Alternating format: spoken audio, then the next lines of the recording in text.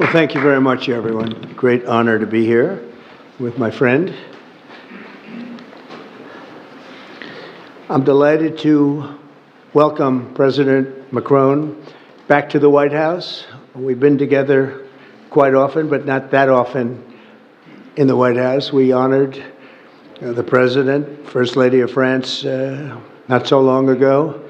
There was a beautiful evening, and we will not soon forget it. It was a beautiful day and evening, and many fond memories. I also want to thank Emmanuel for hosting me in Paris last December after a historic election win to witness the reopening of the spectacular Notre Dame Cathedral, where you did an outstanding job in bringing it back together. That was a sad day watching that burn, and 5 years later you had it up, and it was they say more beautiful than it was before, so I think that's a great achievement. That was not easy. France is America's oldest ally. Our cherished partnership has been a force for freedom, prosperity, and peace from the very beginning. We're now working on some very interesting developments. One in particular, as you know, the war between Russia and Ukraine. In the American Revolution, French support helped us to seize our destiny as an independent nation. In the First and Second World Wars, our citizens shed blood together on the battlefields of Europe. And I'll never forget joining President Macron 6 years ago on the 75th anniversary of D-Day. That was some day. The purpose of our meeting today is to end another battle, a really horrible one, a war, something that we haven't seen since the Second World War, that is ravaging European soil, the deadliest and most destructive conflict that one can imagine. I've seen the pictures, I've seen the satellite photos and lots of other photos, and it's a horrible thing that's happening. Thousands of people are dying a week. This very day is the third anniversary of the invasion of Ukraine, which would never have happened if I was president. That was not going to happen. The horrors of this gruesome and bloody war can scarcely be overestimated. Hundreds of thousands of people, Russians and Ukrainians in particular, have needlessly died. An entire generation of Ukrainians and Russian men has been decimated. 1,000-year-old cities have been turned into rubble. Those beautiful spires that you used to see there, they were most beautiful in the world, they say, are lying in heaps of rubble, blasted to smithereens. It's time to end this bloodletting and restore peace, and I think we're going to do it. We've had some great conversations, including with Russia. Since my return to the White House, we've made more progress toward that goal in 1 month than occurred in the past 3 years. And I've spoken with both President Putin and President Zelensky. And again, a lot of good things toward peace are happening, moving it, I think, pretty quickly. Last week, Secretary of State Marco Rubio, National Security Advisor Michael Waltz, and Special Envoy Steve Witkoff conducted successful talks in Saudi Arabia with the delegation from Russia, and I'd like to thank the Kingdom of Saudi Arabia and the King and Mohammed, great people. They're really working hard to get this done. Our focus is on achieving a ceasefire as soon as possible and ultimately a permanent peace. My meeting with President Macron today was another important step forward in that sphere, because he's been very much involved right from the beginning in trying to get it over with, and we're going to get it done. I believe that Emmanuel agrees with me on many of the most important issues. Chief among them is this is the right time. It may be the only time. You know, that's a very interesting and horrible situation, and that could evolve into a third world war. We're not going to let that happen. Should have never started, but it did. And what a mess, what a horrible, bloody mess. I'm also pleased that President Macron agrees that the cost and burden of securing the peace must be borne by the nations of Europe, not alone by the United States. And Europe must take that central role in assuring long-term security of Ukraine, which they want to do. And that's not a very big step. The big step is what's going to happen over the next few weeks. The United States has put up far more aid for Ukraine than any other nation. Hundreds of billions of dollars. We've spent more than 300 billion, and Europe has spent about 100. 100 billion, that's a big difference, and at some point we should equalize. But hopefully we won't have to worry about that. We have other things happening that maybe take that out of the realm of necessity. And while we've given vast amounts of military aid and money in form of grants, much of Europe's contribution has been economic relief structured as loans for which they'll be repaid. Like the Europeans, I believe that taxpayers in the United States also deserve to recoup the colossal amounts of money that we've sent. The previous administration never even thought of that. They didn't think of a lot of things, like why did they let it start in the first place? That is why we must have an agreement with Ukraine on critical minerals and rare earths and various other things as security. And I think that that's happening. I think we've made a lot of progress. I had a report just given to me before walking in that we've made, Emmanuel, a great deal of progress toward getting that. I've been elected by the American people to restore common sense to Washington and indeed to the world. And I believe strongly that it's in the best interest of the United States, the best interest in Europe, the best interest of Ukraine, and indeed the best interest of Russia to stop the killing now and bring the world to peace. My administration is making a decisive break with the foreign policy failures of the past administration and, frankly, the past. I ran against a very foolish foreign policy establishment, and their recklessness has led to the death of many, many people. Under our administration, we're forging a new path that promotes peace around the world. And when I left office for the first administration, first term, we had no wars, we had no problems. We didn't have October 7th with Israel. We didn't have Russia and Ukraine going at it. We didn't have the problems in other parts of the Middle East. We didn't have inflation. It was a whole different world.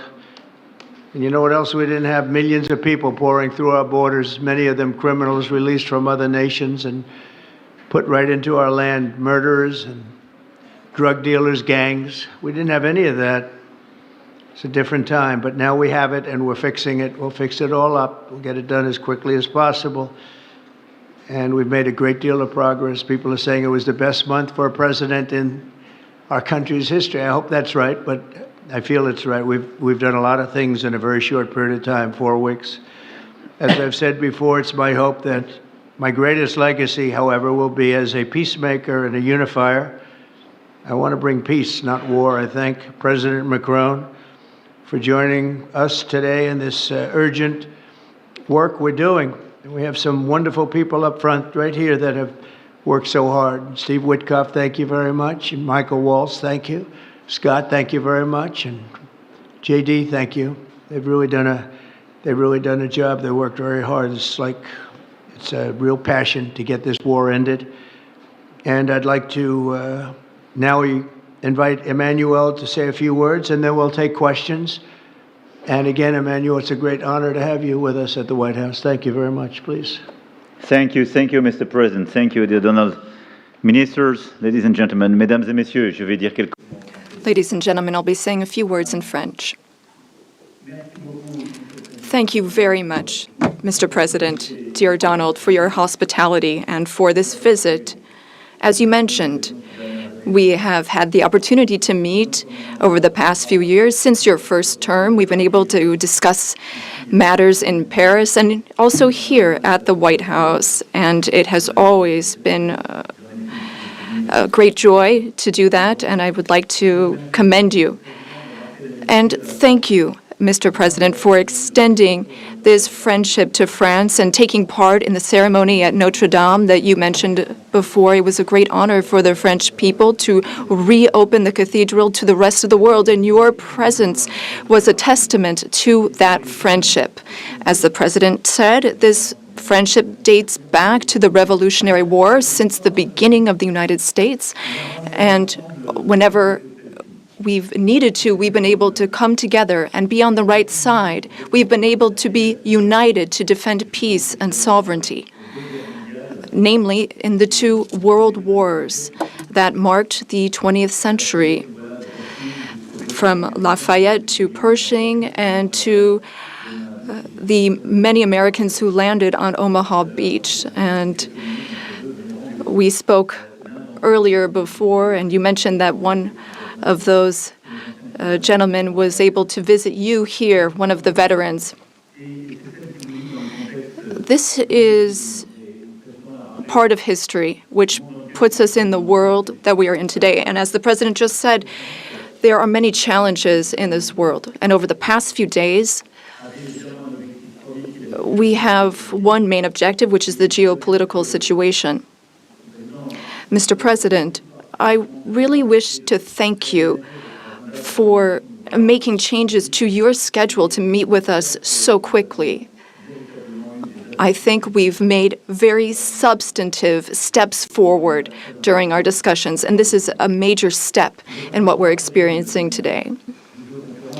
We had a video conference with all of the G7 leaders, which was an opportunity for us to discuss this matter 3 days after the Russian war in Ukraine, and to express our support for President Zelensky to the Ukrainian people, but also to speak and share about our desire for a lasting peace.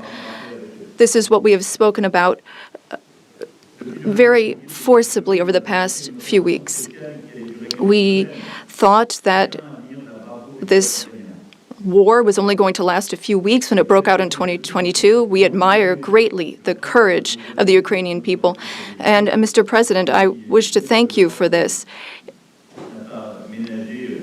You mentioned that there are responsibilities on Europe's side, and indeed, we have invested $128 billion in aid to Ukraine and the Ukrainians.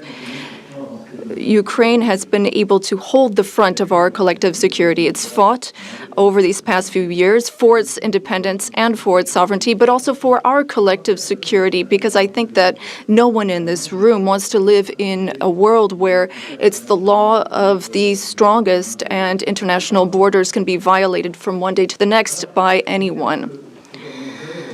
Over the past few hours, and as you mentioned this, Mr. President, we've been able to see a few things take shape. First of all, allow me to commend you on your decision to work with President Zelensky and to conclude this agreement that's so important for the U.S. and Ukraine on rare earths, critical minerals, but also having substantive conversations with President Zelensky during this key phase of achieving this deal, which is a major commitment to Ukraine's sovereignty, and I think that's very commendable. We also have a shared desire to build peace. We will have this responsibility. This is 10 years after the war started in Crimea, and then we saw the events in the Donbas region and along the northern part of the country. We want to save lives. We want to bring prisoners back and bring back families and children, because there's also humanitarian tragedy affecting the Ukrainian people. We had lengthy discussions with the president, and we spoke about our desire to bring an end to conflicts, to have a truce that is measurable, verifiable, and that enables negotiation of a lasting peace, where we will discuss not only Ukraine's reconstruction, its territories, but also the security guarantees, meaning maintaining peace over the long term. As I said to the president, we've experienced peace accords that were only ceasefires without ensuring security guarantees, Minsk I and II. And we want to make sure this doesn't happen again. And I know that the president has expressed the desire to be a player for peace in the region. I've spoken with some 30 European leaders and allies in recent days. We want to bring together these allies, and share the same vision. This peace must not mean a surrender of Ukraine. It must not mean a ceasefire without guarantees. This peace must allow for Ukrainian sovereignty and allow Ukraine to negotiate with other stakeholders regarding the issues it affects. But it is also a country in which we need to shoulder our responsibilities so that we ensure security and stability for Ukraine and for the entire region. And for us Europeans, this is an existential issue. We also spoke about these issues at length with the president. We've worked with President Zelensky and gotten to some of the details of the various phases of the negotiation. And we've also been able to speak about some of this work with our British partners to talk about deployments of peace forces on Ukrainian soil, which are part of these security guarantees. Other countries are ready to join in this effort. Solidarity and support from the U.S. will be crucial to this, and I thank you, Mr. President, for beginning to work with us on this issue and the agreement that you are preparing to sign with Ukraine and with all of these discussions we've had are very solid guarantees that we are understood, that we have the same wish, peace as soon as possible, lasting, solid peace for everyone, and the renewal of an international situation where we are all able to shoulder our responsibilities, Europeans shouldering their responsibilities alongside their American allies who will shoulder their own responsibilities. I also wanted to be very clear, Mr. President, about Europe's commitment. We have committed to building a lasting peace. As Europeans, we have committed to being stakeholders in these security guarantees. And we are also well aware that Europeans need to do more for security in Europe, for defense in Europe, and to more fairly share the security burden that your country has been carrying for so many years. Mr. President, you know how much friendship I show towards you and I have towards you since your first term. Europe is very clear-eyed about this. We know what we need to do as Europeans, given the threats surrounding us and the responsibilities that we must shoulder. We spoke about the Versailles Agenda, which allowed the Europeans to take a historic step and increase their investments. Europeans are ready to do even more and to go even farther. And several leaders said that to me before I came here to meet you. Mr. President, dear Donald, you spoke about this peace through strength. We fully share that because we must recognize the sacrifices made by the Ukrainian people and what we owe to them. The President and I also spoke about economic matters and our desire to see more prosperity in the United States and in Europe. We had discussions which will be carried on by our teams, our ministers and secretaries, to flesh out some of those ideas. But the idea is to have fair competition and no bias within competition between our industries. Now, the American and European economies are extremely intertwined. Some 1.5 billion in trade, trillion rather, in goods and services, and I know you've spoken about wanting to look at the balance of payments. We also have a trade deficit, and I know that we need to look not only at goods, but also digital items and goods which you export, and we want to make a sincere commitment towards fair competition where we have smooth trade and more investments. You already invest a great deal in France, and France is the fifth largest investor in the United States. And I would like to recognize here all of the American investors who announced investments, some $120 billion that were announced at the AI summit. This is our wish. We want to have more prosperity on both sides of the Atlantic. We have a shared agenda in that regard. We also spoke about the Middle East, among other subjects, and here again, we have the same desire. We don't want to see Iran obtain nuclear weapons. We don't want, or rather, we want an approach with partners in the region that we can trust.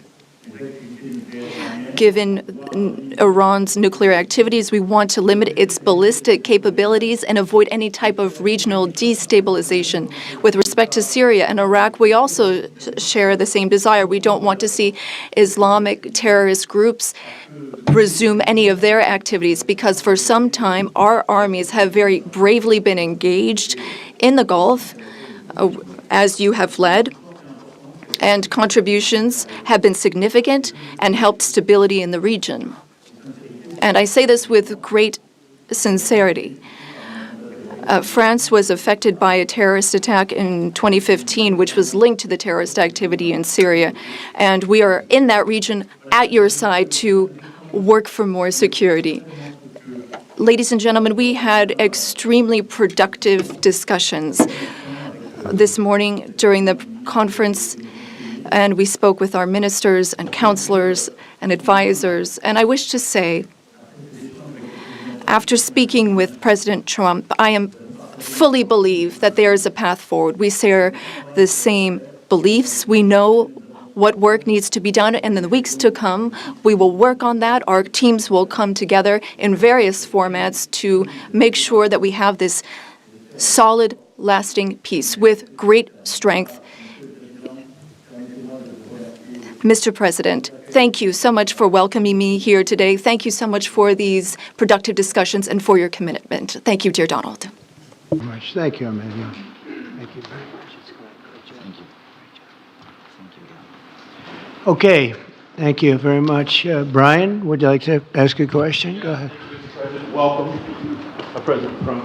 I just want to touch upon real quickly the Harvard poll that came out that had, thank you very much, the Harvard poll that came out had you up 9+ points, and all of your agenda that you ran on, you're accomplishing that. You got the support of the American people, including stopping the war in Ukraine. If you can comment on the latest Harvard poll, I'd appreciate that. Well, I was honored by it. It was a big poll, and it's usually a poll that leans on the other side of things, the other side of the world, so to speak.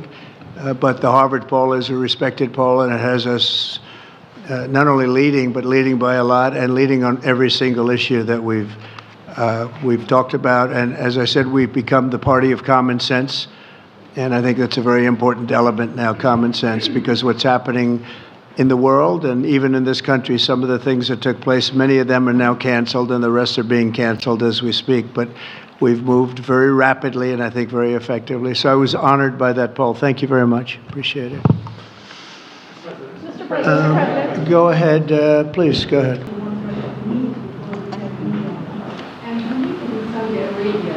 When you're meeting in Saudi Arabia with President Putin, will that happen regardless of any progress on the Ukrainian file? Yeah, I think the meeting in Saudi Arabia was a fantastic one. We met with the Crown Prince, who's a fantastic young guy. He's young, but with great imagination and tremendously respected all over the world. And he goes right to the king, and the king is incredible.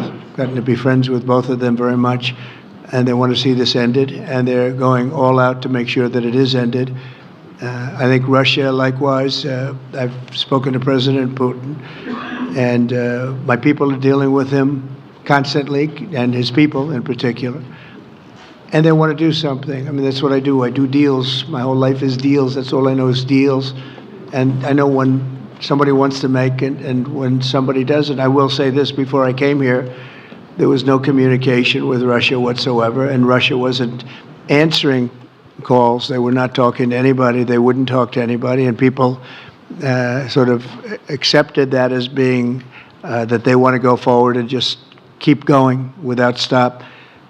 But when I got here, one of the first calls I made was to President Putin, and we were treated with great respect, and they want to end this war.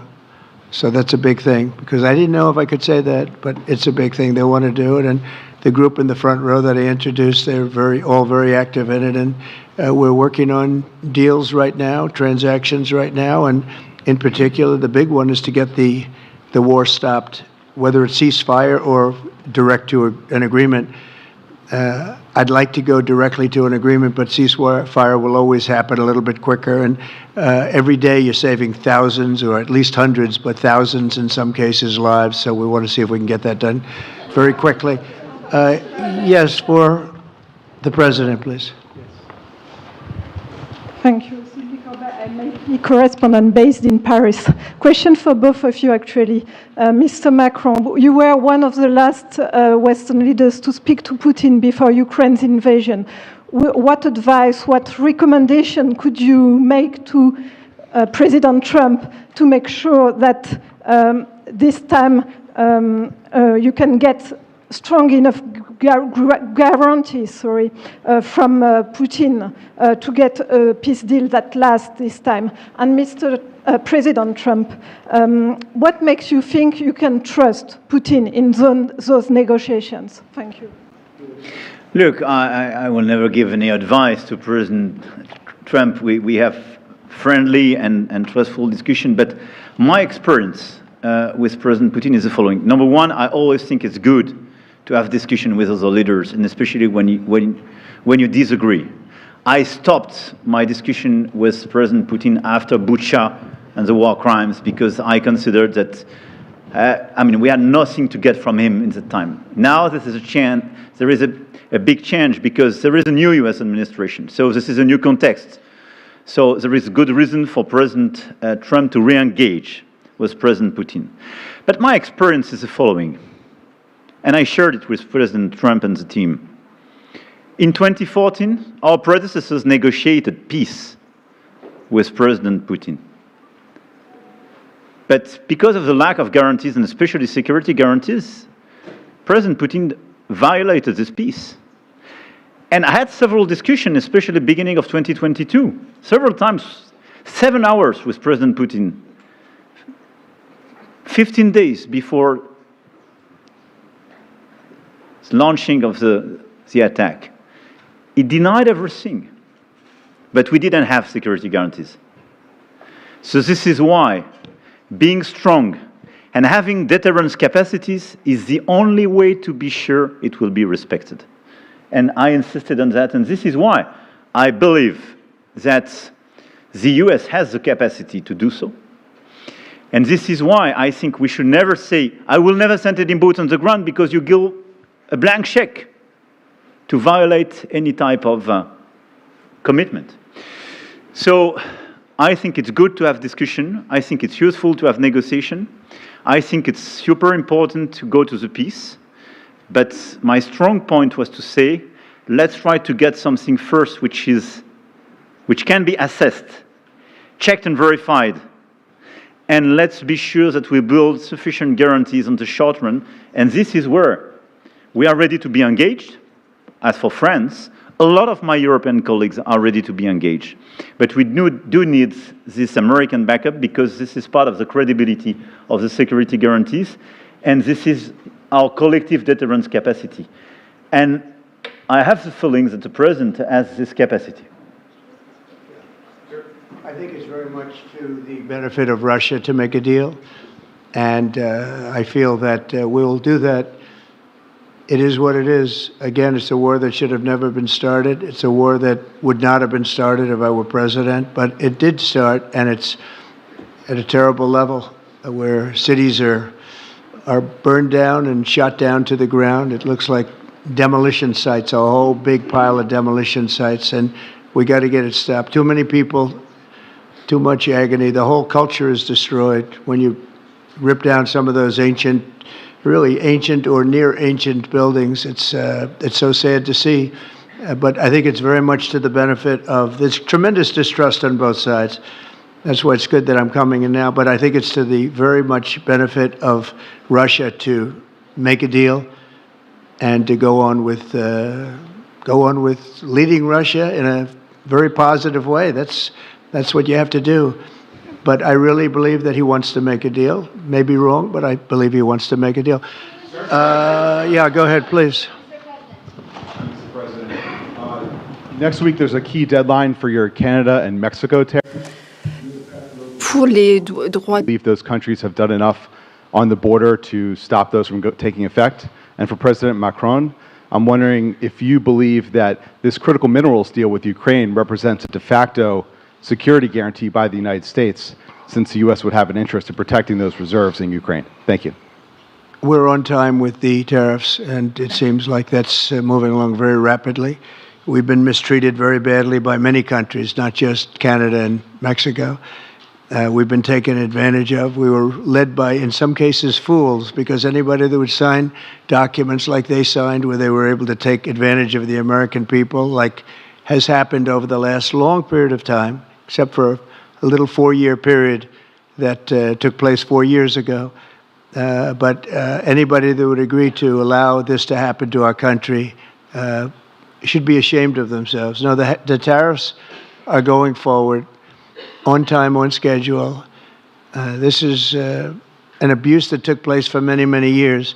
And I'm not even blaming the other countries that did this. I blame our leadership for allowing it to happen. I mean, you know, who can blame them if they made these great deals with the United States, took advantage of the United States on manufacturing, on just about everything. Every aspect that you can imagine, they took advantage of. I look at some of these agreements, I'd read them at night, and I'd say, who would ever sign a thing like this?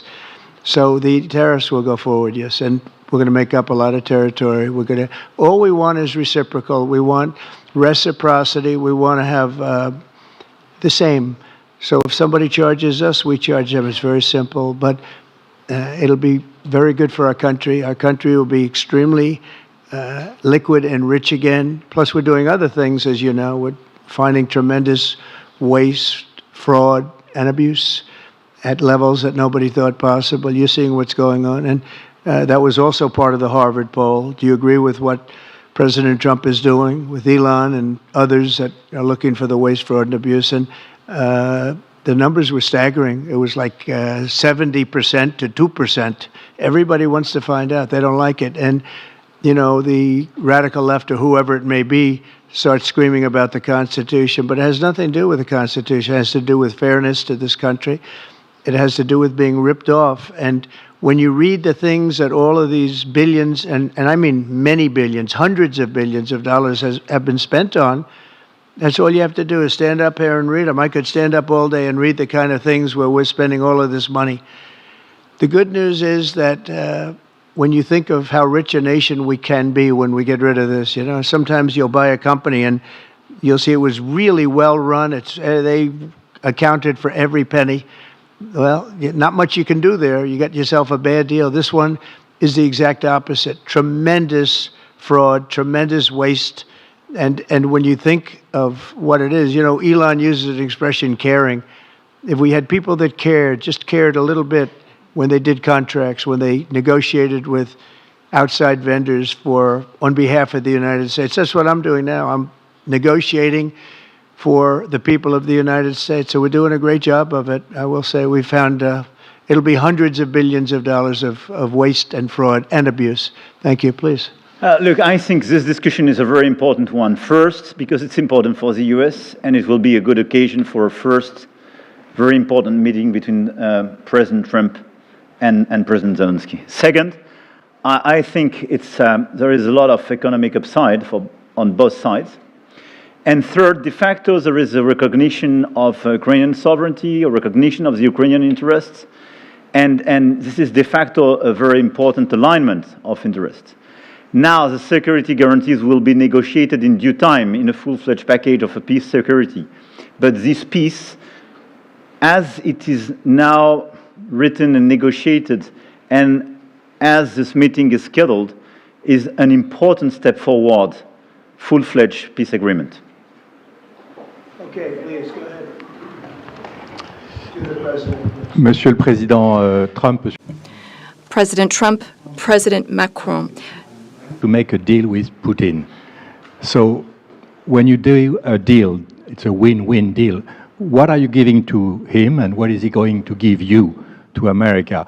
And I was impressed by the way you referred to Notre Dame and that you were impressed by the reconstruction of Notre Dame. A lot of Americans have sent money to Paris to participate to the reconstruction of Notre Dame. As a president of the United States, are you going to contribute to the reconstruction of Ukraine? Et Monsieur le Président Macron? President Macron, what for you is the main area of progress in your meeting with President Trump? Can you confirm that there is an agreement to send European peacekeeping troops? Will France participate in that? How many troops? What would they be doing? Would this represent a great danger to send French and European troops to Ukraine? Well, I guess it's a little strange question because you ask whether or not we're going to, on behalf of the United States, contribute to Ukraine. I mean, we're in there for about $350 billion. I think that's a pretty big contribution. I do appreciate the first part of your question, however, because I think they've done an incredible job with the Cathedral of Notre Dame. I think the president has done. I know he headed it up, and I know how hard he worked, and it took a period of time, but really not a long period of time considering what that was, so delicate, so beautiful. And I was there, and I saw the work, and I'm very good at construction. I know good construction. I know bad construction. They did a beautiful job, and this man has to be given a lot of credit for that. It's an incredible cathedral. Most people thought it couldn't be saved, and if it was, it would have to be built in a different form, and we didn't want to see a different form. We wanted to see the same form that you built. So I just want to congratulate you. That was an amazing job. I don't think you've gotten enough credit for it. Someday you will. Someday you will. Thank you, Donald. Merci beaucoup. Thank you very much. To go back to your question, today's discussion showed several areas of progress. First, we have been working a great deal with President Zelensky to have a proposal that's acceptable to Ukraine. President Trump has confirmed that he will be meeting with President Zelensky very soon to finalize the agreement on critical minerals and rare earths and to speak together about that matter. That's a very important step forward. The second thing is that during our discussions, we were able to go into some of the details about the proposal that we have just made to have a truce, a peace, and be able to measure that and then structure our discussions on that basis. France and several other European countries, along with Ukraine, are hard at work to build this lasting peace with very specific points, including security guarantees, the territories that belong to Ukraine, the issue of reconstruction, the economy, and critical minerals. We've been able to go into the details of those proposals. The third area of progress, which really mark a turning point, is the fact that we were able to talk about the details of the security guarantees. And the president has shown this over the past few days, and he said so a moment ago. We want peace. He wants peace. We want peace swiftly, but we don't want an agreement that is weak. The fact that there are Europeans that are ready to engage to provide for these security guarantees. And now there's a clear American message that the U.S., as an ally, is ready to provide that solidarity for that approach. That's a turning point, in my view. And that is one of the great areas of progress that we've made during this trip and during this discussion. When it comes to troops, in the past, a year ago specifically, we saw a reason to talk about sending troops for strategic regions. Today, when we talk about troops, we're talking about sending them in after we've negotiated a lasting peace. And once we have that solid, lasting peace, that's part of an agreement signed by Ukraine, signed by Russia, and for which we will provide the guarantees, then at that point, and recently France has worked with the UK to provide its contributions. We've worked on plans. We've worked with our militaries not to go to the front lines, not to go into occupied territories, but as a show of support to show that we have a negotiated peace signed by both sides, and that is a peace we will preserve. So these would be peaceful deployments of troops, not for combat. These would be deployments of an assurance force. They would be limited, but they show solidarity. I've also spoken with all of our allies, and there are European and non-European allies who are ready and willing to take part in that effort.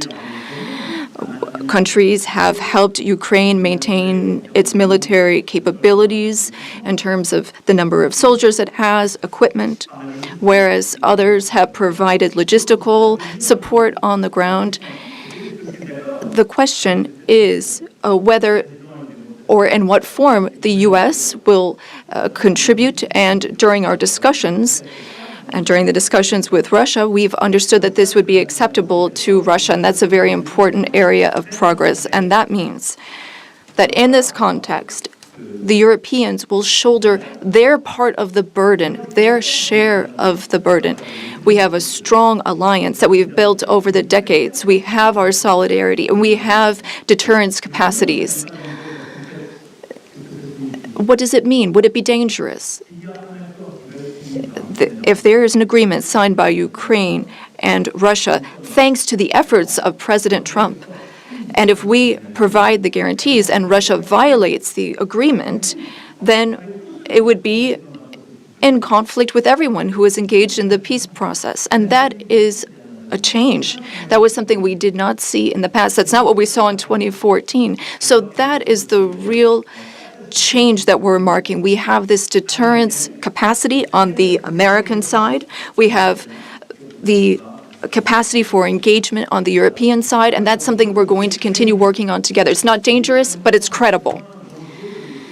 It's less dangerous than things that could happen in the long term. And I think this is what we need to do to ensure security. And I say this very clearly. We're also talking about security for Europeans. I've been saying this for weeks now. If we do not guarantee the security of this territory within Europe, then how can we guarantee our own security for one and all? We live just 1,500 kilometers from Ukraine, and the Germans and Polish are even closer. So our collective security is important. We need to answer this call for Europeans to be more engaged, and Americans will be there still in solidarity. Europeans are working for their collective security, but I really think this was a turning point today in our discussions. Emmanuel, thank you very much. Great job, and it's been wonderful being with you. Say hello to your beautiful wife, and we will see you again soon. We'll be speaking often. We'll get this thing worked out. We're going to get it done. So important, and great job. Thank you.